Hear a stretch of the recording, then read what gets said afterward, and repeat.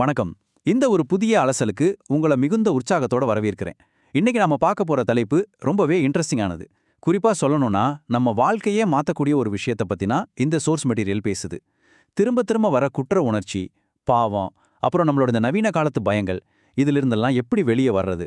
குறிப்பா நாம பேசுற வார்த்தைகளையும் சிந்திக்கிற விதத்தையும் மாத்துறது மூலமா இது எல்லாம் எப்படி பிரேக் பண்றதுன்னு இன்னைக்கு நம்ம ஆழமா அலச போறோம். சரி, நாம இப்போ நேரடியா விஷயத்துக்குள்ள போயிடலாம். தோல்விங்கிற மனநிலையிலிருந்து வெற்றிக்கு மாற இந்த 5 முக்கியமான படிகளை தான் நம்ம கடந்து போக போறோம். மன அடிமைத்தனம், உண்மை நிலைக்கும் ஆவிக்குரிய சத்தியத்துக்கும் உள்ள வித்தியாசம், கவனச்சிதறல் போரி, நாம பேசுற வார்த்தைகளோட வல்லமை, அப்புறம் கடைசியா ஆவிக்குரிய போர். இதோ ஒன்னொன்னா பார்ப்போம். முதலாவது, மன அடிமைத்தனம். நாம எல்லாருமே வாழ்க்கையில கண்டிப்பா அந்த ஒரு விஷயத்த ஃபேஸ் பண்ணிருப்போம். ஒரு தப்பு பண்ணுவோம், மனசார மன்னிப்பு கேட்போம், இனிமே இதை பண்ணவே மாட்டேன்னு உறுதியா இருப்போம். ஆனா கொஞ்ச நேரத்திலேயே திரும்பவும் அதே தப்பா செஞ்சுருவோம், இல்லையா? இது எவ்வளவு சோர்வடைய வைக்கும் நமக்கு நல்லாவே தெரியும். இப்போ ஒரு முக்கியமான கேள்விய உங்களை நீங்களே கேட்டுக்கோங்க. மன்னிப்பு கேட்ட பிறகும் நாம ஏன் திரும்ப திரும்ப தோத்து போறோம்? இதுக்கு காரணம் நம்மளோட உடல் ரீதியான பலவீனம் கிடையாதுங்க. நம்ம மனசுக்குள்ளேயே நாம செட் பண்ணி வச்சிருக்கிற சில உளவியல் பொறிகள் தான் இதுக்கு முக்கிய காரணம்னு இன்னைக்கு நாம பார்க்குற தரவுகள் மிக தெளிவா சொல்லுது. இந்த சோர்ஸ்ல கொடுத்திருக்கிற ஒரு சூப்பரான குட்டி யானை உதாரணத்தை நீங்க கண்டிப்பா கவனிக்கணும். ஒரு யானை குட்டியா இருக்கும்போது அது ஒரு சின்ன கயித்துல கட்டி வச்சிருப்பாங்க. ஆனா அது பெருசாகி பலம் வாய்ந்த யானையா மாறின பிறகும் கூட அந்த மெல்லிய கயிற்ற நம்மால உடைக்க முடியுங்கிற எண்ணம் அந்த யானைக்கு வரவே வராது. அதுபோலதான் நாமும் ஒரு தடவை மன்னிக்கப்பட்ட பிறகும் தொடர்ந்து நம்மள நாமே பாவிகள் அப்படின்னு முத்திரை குத்திக்கிறதால மனதளவுல அதே சுழற்சியில நாம சிக்கிக்கிறோம். 2வது பகுதி, உண்மை நிலைக்கும் ஆவிக்குரிய சத்தியத்துக்கும் உள்ள வித்தியாசம், அதாவது ஃபேக்ட்ஸ் மற்றும் ட்ரூத்.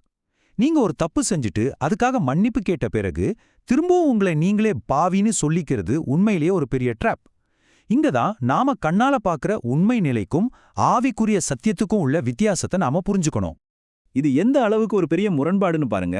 பௌதீக தர்க்கம், அதாவது பிசிக்கல் ரியாலிட்டி என்ன சொல்லும்னா, இருளை பார்த்து இங்க இருள் இருக்கு அப்படிங்கிற உண்மையை மட்டும்தான் சொல்லும். ஆனா ஆவிக்குரிய சத்தியம் என்ன செய்யும் தெரியுமா? வெளிச்சம் உண்டாக கடவுதுன்னு சொல்லி அந்த யதார்த்தத்தையே அப்படியே மாத்திடும். நீங்க தப்பு செஞ்சது ஒரு உண்மையான ஃபேக்டா இருக்கலாம், ஆனா ஆவிக்குரிய சத்தியம் என்ன தெரியுமா? நீங்க அதிலிருந்து முழுமையா விடுவிக்கப்பட்டவர். நம்ம பலவீனத்தையே ஒரு ஃபேக்டா ஏத்துக்கிட்டு அதையே திரும்ப திரும்ப சொல்லும்போது அந்த பலவீனத்துக்கு நாம இன்னும் அதிகமான பவரை கொடுக்கறோம். ஆனா வேதத்துல சொல்ற ஆவிக்குரிய அடையாளமாகிய அந்த சத்தியத்தை, அதாவது நான் பலவான் அப்படின்னு நாம உறுதியா சொல்லும்போது அது நமக்குள்ள ஒரு மிகப்பெரிய பலத்தை உருவாக்குதுன்னு இந்த ஆதாரங்கள் ரொம்ப ஆழமா வலியுறுத்துது. 3வது பகுதி, கவனச்சிதறல் பொறி, அதாவது டிராப் ஆஃப் ஃபோக்கஸ். நம்ம மனசோட கவனம் எப்படி நேரடியாக நம்ம செயல்களையும் நாம திரும்ப திரும்ப தோத்து போறதையும் தீர்மானிக்குதுன்னு பார்க்கலாம். இது ரொம்பவே முக்கியமான ஒரு உளவியல் பாயிண்ட். இந்த சோர்ஸ்ல இருக்கிற தீவிரவாத எதிர்ப்பு உதாரணத்தை கொஞ்சம் கவனிச்சு பாருங்க. நீங்க உங்க மனசுக்குள்ள தொடர்ந்து தீவிரவாத எதிர்ப்பு, இல்லைன்னா நான் பாவம் செய்யக்கூடாதுன்னு சொல்லிக்கிட்டே இருந்தா உங்க மூளை உண்மையில எதை கற்பனை செய்யும்? அந்த தீவிரவாதத்தையும் அந்த பாவத்தையும் தான் அது கண் முன்னாடி கொண்டு வரும். அதாவது எதை தவிர்க்கணும்னு நீங்க நினைக்கிறீங்களோ உங்க கவனம் முழுசும் அங்கேயே இருக்கிறதால திரும்பவும் அதே இடத்துக்கே நீங்க தள்ளப்படுவீங்க. இந்த வார்த்தைகள் ரொம்பவே ஆழமானதுங்க. பேசாளர் அன்னை மரியாள் தனக்கு சொன்னதா ஒரு அற்புதமான ஆலோசனையை இங்க ஷேர் பண்றாரு. நம்ம தோல்வியை தவிர்க்கணும்னா அதுக்கு சிறந்த வழி என்ன தெரியுமா? நம்ம கவனத்தை முழுசும் பாவத்திலிருந்து விலக்கிட்டு அதை இயேசுவின் மீதும் தேவனுடைய வார்த்தையின் மீதும் முழுமையா வைக்கிறது தான். சிம்பிளா சொல்லணும்னா, இருளை விரட்ட இருள்கிட்டே சண்டை போடுறதை விட ஒரு விளக்கை ஏத்தி வைக்கிறது தான் புத்திசாலித்தனம். 4வது பகுதி, பேசப்படும் வார்த்தைகளின் வல்லமை. இங்க ஒரு முக்கியமான விஷயத்தை நாம நோட் பண்ணணும். நம்ம கவனத்தை மாத்தினதுக்கு அப்புறம் ஒரு புதிய யதார்த்தத்தை உருவாக்க புதிய வார்த்தைகளால நம்மள நாம ஆயுதபாணியாக்கிக்கணும். ஏன்னா நாம பேசுற வார்த்தைகளுக்கு அவ்வளோ பெரிய வல்லமை இருக்கு. இந்த புதிய அடையாள வார்த்தைகளை பாருங்க. நான் பரிசுத்தமானவன், நான் புதிய சிருஷ்டி, நான் குணமாக்கப்பட்டேன், நான் விடுவிக்கப்பட்டேன், எனக்குள்ள கிறிஸ்துவின் சுபாவம் இருக்கு. இந்த மாதிரி தங்களோட வாழ்க்கையின் மீது தீர்க்க தரிசன வார்த்தைகளை தினமும் 30 to 60 நிமிஷம் வரைக்கும் சத்தமா அறிக்கை செய்யணும்னு மூலாதாரம் சொல்லுது. இப்படி செய்யும்போது நமக்குள்ள ஒரு உறுதியான விசுவாசம் ஸ்ட்ராங்கா பில்ட் ஆகுது. இது பிராக்டிக்கலா ஃபாலோ பண்றதுக்கு ரொம்பவே ஈஸியான ஒரு கட்டமைப்பு. இந்த சுழற்சியை உடைக்கிறதுக்கான மிக துல்லியமான 4 ஸ்டெப்ஸ் இதோ. 1, தப்ப முதல்ல ஒப்புக்கோங்க. 2, செஞ்ச தப்பையே நினைச்சு கவலைப்படுறத உடனே நிறுத்துங்க. 3, உங்க கவனத்தை தேவ வார்த்தையின் மேல திருப்புங்க. 4, உங்களோட அந்த புதிய அடையாளத்தை தொடர்ந்து சத்தமா அறிக்கையிடுங்க. வெற்றியை நோக்கி போறதுக்கான ஒரு பெர்ஃபெக்ட்டான ப்ளூ பிரிண்ட் இதுதான். 5வது மற்றும் கடைசி பகுதி, ஆவிக்குரிய போரில் வெற்றி பெறுதல். நாம இப்போ நம்ம அலசலோட கிளைமேக்ஸ்ல இருக்கோம். இதுவரைக்கும் கொஞ்சம் சாஃப்டா இருந்த டோன் இப்போ ஒரு வீரனோட டோனுக்கு மாறுது. விசுவாசிகள் வெறும் ஆடியன்ஸ் கிடையாது, அவங்க ஒரு தீவிரமான ஆவிக்குரிய போர்ல ஈடுபட்டிருக்கிற போர் வீரர்கள் அப்படிங்கறத நம்ம முழுமையா உணரணும்.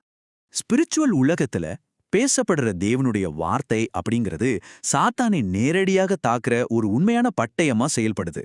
அதாவது சும்மா அமைதியா மனசுக்குள்ள தியானம் பண்றது மட்டுமே பத்தாதுங்க.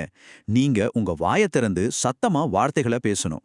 எதிரிய வீழ்த்த எப்படி ஒரு பட்டயத்தை உருவி வீசுவோமோ அதே மாதிரி வார்த்தைகளை வாய் விட்டு தைரியமா பேசணும்.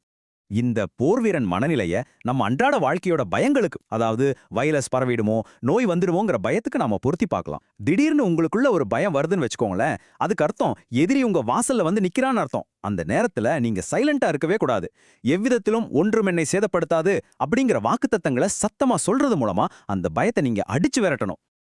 இந்த சோர்ஸ் ஜபத்தை பத்தின ஒரு புதிய கோணத்தையும் நமக்கு முன்னாடி வைக்குது.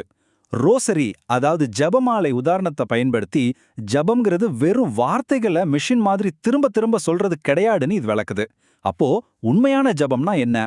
வார்த்தைகளை உச்சரிக்கும் போதே ஆவிக்குரிய ரகசியங்களை மனக்கண்ணுல ரொம்ப ஆழமா தியானம் பண்றது தான். இது உங்களை அந்த பிசிக்கல் ரியாலிட்டிலேருந்து விடுவிச்சு ஆவிக்குரிய சத்தியத்துக்குள்ள நேரா கூட்டிட்டு போகும். இப்போ உங்களை நீங்களே ஆழமா செக் பண்ணி பார்க்க வேண்டிய நேரம் இது. இன்னைக்கு நீங்க எதை பேசிக்கிட்டு இருக்கீங்க? உங்க பயங்களையும் பலவீனங்களையுமா, இல்ல சத்தியத்தை தைரியமா பேசி உங்களோட ஆவிக்குரிய பட்டயத்தை கையில எடுக்க போறீங்களா? அந்த குட்டி ஆணைய கட்டி போட்டிருந்த மனநிலை அப்படிங்கிற கயிற்றை இன்னைக்கே அறுத்தெறிஞ்சிட்டு ஒரு போர் வீரனா எழுந்து நில்லுங்க. கண்டிப்பா இந்த அலசல் உங்களுக்குள்ள ஒரு புதிய வெளிச்சத்தை கொண்டு வந்திருக்கும்னு நான் நம்புறேன். ரொம்பவே இன்ட்ரெஸ்டிங்கான இன்னொரு தலைப்போட நாம மறுபடியும் சந்திக்கலாம்.